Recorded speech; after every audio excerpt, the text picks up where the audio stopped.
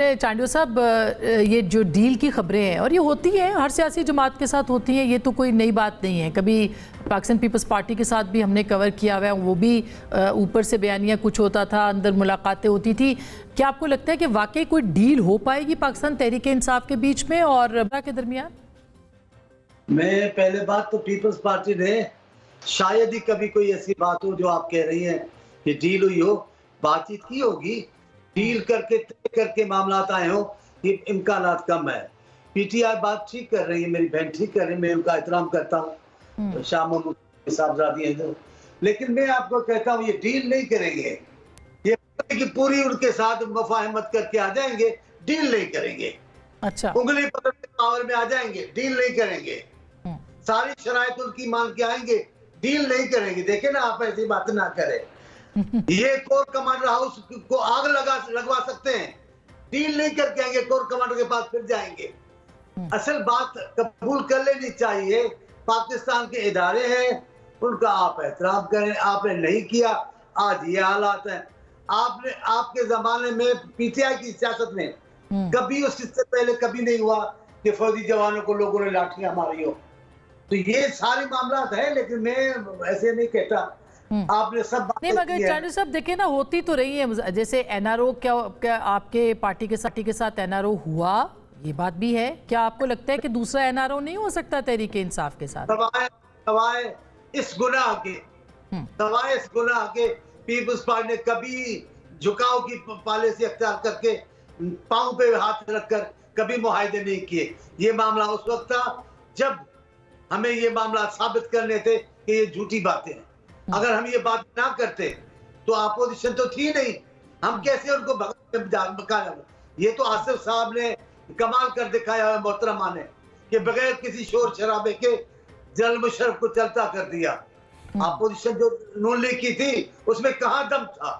कब उन्होंने तहरीक चलाई? कब उन्होंने कोई शोर शराबा किया?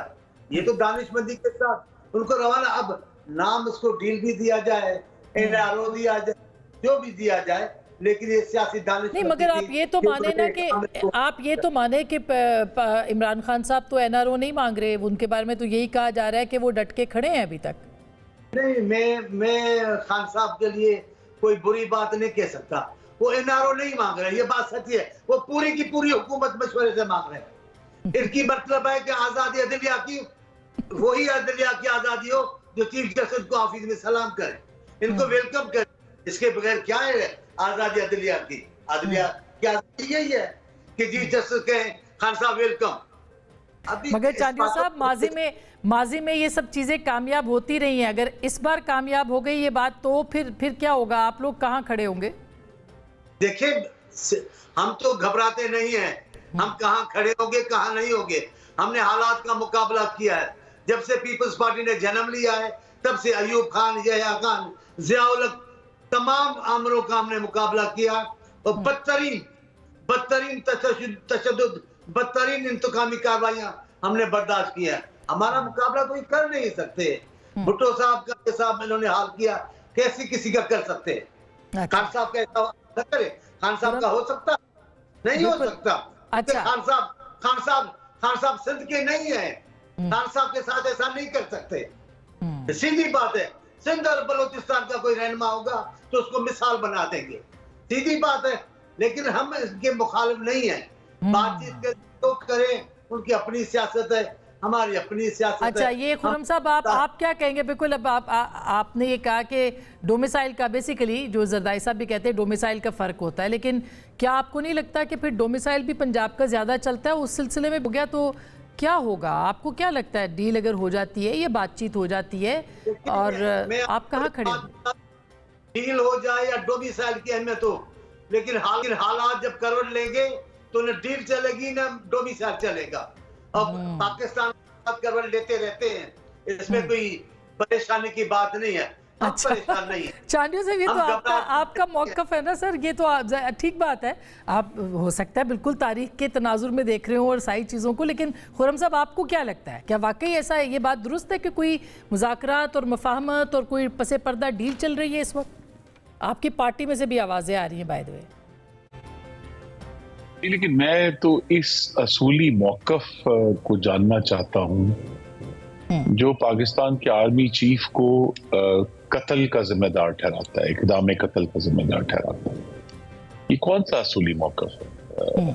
जो अफवाज पाकिस्तान की या एस्टैब्लिशमेंट की जो सियासत में मुदाखलत है, हम सब चाहते हैं वो खत्म हो, लेकिन ये जो इक़दाम कत्ल की बड़ी संगीन इल्जाम लगाया गया, ये कौन सा असूल है? मैं जरूर जानना चाहूंगा, क्योंकि ये भी मैं जानना चाहिए कौन सा असूल है कि सियासी जो दरअंदाजी के खिलाफ लड़ते लड़ते आप अपने फौज को जानवर कह दें और मीर जाफर मीर सादिक कह दें और आप गद्दार कह दें। तो यहाँ तो सिर्फ एक जो बानी चेयरमैन पीटीआई की तरफ से इक़्तिदार की एक मुस्तकिल जो है वो ऊंच नीच है, और उसके लिए वो कुछ भी कह सकते हैं, वो कुछ भी इल्जाम लगा सकते हैं।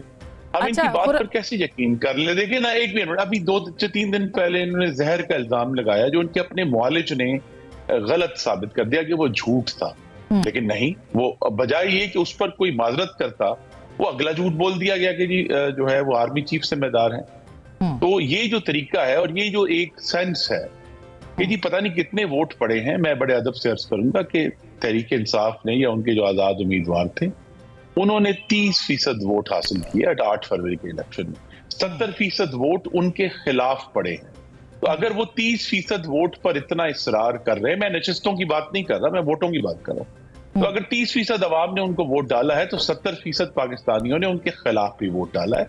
तो उस 70% को भी आप अजराहे करम रद्दी की टोकरी में न डालें। वो उन 70% भी उतने ही पवित्र और खालिस हैं और मुकद्दस हैं जितना आपका 30% वोट।